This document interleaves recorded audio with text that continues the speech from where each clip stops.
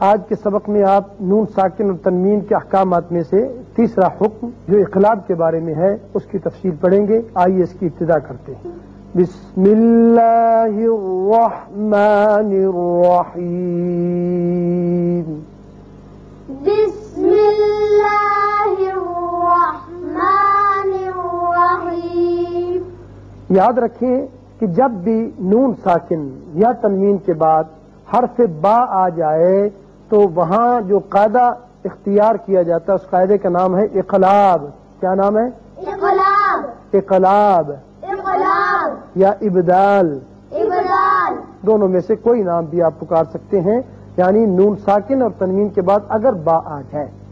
اب چند ایک آپ کی مثالیں سن لیں. نون ساکن کی مثال ایک کلمے میں، جیسے یہ نون ساکن ہے بعد میں با آ رہا ہے، تو اس کو جب ہم پڑھیں گے تو اس اخلاق یعنی ابدال کی وجہ سے یہاں غننے کسی آواز پیدا ہوگی اور وہی ایک الف کے برابر یعنی دو حرکات کے برابر آواز ناک کے بانسے میں ٹھہرے گی. انبئونی، انبئونی، انبئہم. انبئہم. یہاں دیکھیے پڑھنے کے لیے آسانی کے لیے یہاں ایک چھوٹا سا میم تحریراً کر دیا جاتا ہے کہ یہاں نون ساکن با کی وجہ سے یہاں میم کسی آواز پیدا ہوگی غننے کی. انبئہم، انبئہم. تنبتو، تنبتو، تنبتو. تنبتو. انبأہم، انبأہم، انبأہم. انبأہم. یہ تھی مثالیں جو نون ساکن کی ہیں اور ایک کلمے میں ہے. اگر نون ساکن کے بعد ایک کلمے میں با آ جائے تو اس کو کیسے پڑھنا ہے. اور دوسرا ہے نون کی مثالیں نون ساکن کی دو کلموں میں کہ اگر ایک کلمے میں نون ساکن ہو دوسرے کلمے میں با آ جائے تو وہاں بھی اقلاب ہوگا اور اس کو یوں پڑھیں گے انبورکا، انبورکا، انبورکا. انبورکا. من بعد، من بعد، من بعد. من بعد.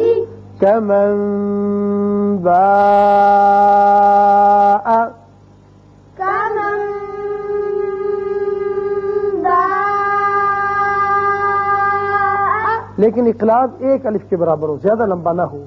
كمن باء، كمن باء.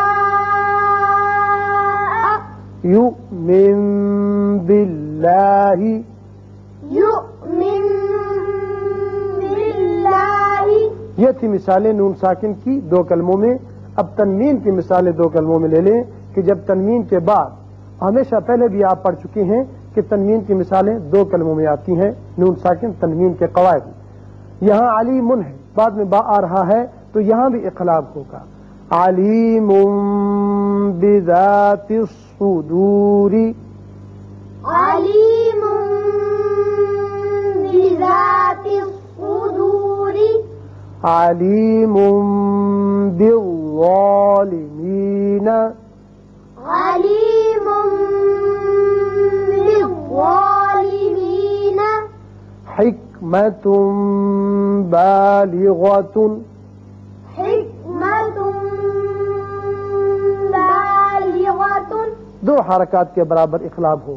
حکمت بالغۃ، حکمت بالغۃ.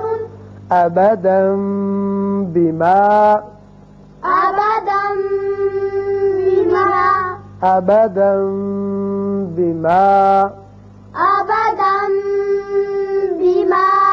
كافر به، كافر به، كافر به. كافر عزیز بچوں، یہاں آپ نے اقلاب قاعدہ سمجھ لیا کہ جب بھی نون ساکن یا تنوین کے بعد حرف با آ جائے تو وہاں اقلاب کی وجہ سے ایک الف کے برابر آواز ناک کے بانسے میں ٹھہرتی ہے۔ اب آئیے ایک چھوٹا سا قاعدہ آپ اور سمجھ لیں جو ان اقسام میں سے تو نہیں علیحدہ بلکہ ایک قاعدہ ہے، وہ ہے اظہار مطلق۔ اظہار مطلق، اظہار مطلق، اظہار مطلق، پہلے آپ اظہار حلقی پڑھ چکے، اس کے بعد ادغام پڑھا اور تیسرا قاعدہ اقلاب پڑھا۔ یہ علیحدہ قاعدہ ہے کہ نون ساکن کے بعد ایک کلمے میں، جیسے کہ آپ پڑھ چکے ہیں کہ جب بھی ادغام ہوتا ہے نون ساکن کے بعد یا تنوین کے بعد تو ہمیشہ دو کلموں میں ہوتا ہے، لیکن یہاں آپ دیکھ رہے ہیں کہ یہ چاروں الفاظ ایک ہی کلمہ ہے اور یہاں چاروں میں نون ساکن بھی ہے، یا بھی ہے، واو بھی ہے۔ یہاں یاد رکھیے کہ نون کا اظہار ہوگا، اسی قاعدے کا نام اظہار مطلق ہے۔ جب اس کو پڑھیں گے الدنیا نہیں کریں گے بلکہ پڑھیں گے الدنیا، الدنیا، الدنیا، الدنیا، نون کا اظہار ہوگا۔ ایک تو وہ بات مانے ہے کہ چونکہ یہ دو کلموں میں نہیں لہذا یہاں ادغام نہیں ہوگا، اظہار ہوگا، اور دوسرے اگر دنیا پڑھیں تو اس لفظ کی خوبصورتی اور حسن بھی باقی نہیں رہتا، لہذا یہاں نون پر اظہار ہوگا۔ اور قرآن پاک میں، پورے قرآن میں صرف 4 الفاظ ہیں یہ چاروں جہاں کے اظہار مطلق ہوتا ہے، ادغام نہیں ہوتا۔ الدنیا، الدنیا، بنیان، بنیان، بنیان، بنیان، قنوان، قنوان، قنوان، قنوان، صنوان، صنوان، صنوان۔ صنوان، یہ چاروں الفاظ آپ ذہن نشین رکھیے کہ قرآن پاک میں جہاں بھی یہ چاروں آئیں گے وہاں نون پر اظہار ہوگا، اس قاعدے کا نام اظہار مطلق ہے۔ اور نون ساکن کے بعد دو کلموں میں دو جگہ پہ قرآن پاک میں آتا ہے لیکن یہاں بھی ادغام نہیں ہوتا بلکہ اظہار ہوتا ہے۔ یاسین والقرآن الحکیم، یاسین والقرآن الحکیم، حکیم، حکیم، نون والقلم، نون والقلم۔ یہاں دونوں جگہ پر آپ نے اظہار کیا، نون کا یہاں بھی اور یہاں بھی۔ اور یہ اظہار مطلق جو 4 الفاظ ہیں قرآن پاک میں ان کو ذہن نشین رکھیے، جہاں کہیں آئیں گے آپ نون کا اظہار کریں گے۔ تو عزیز طلبہ، آج کے سبق میں آپ نے نون ساکن تنوین کا تیسرا قاعدہ اقلاب پڑھا اور اس کے ساتھ ساتھ اظہار مطلق کے متعلق بھی آپ نے باتیں سمجھ لیں۔ اللہ تعالی ہمیں ان کو یاد رکھنے کی توفیق عطا فرمائے۔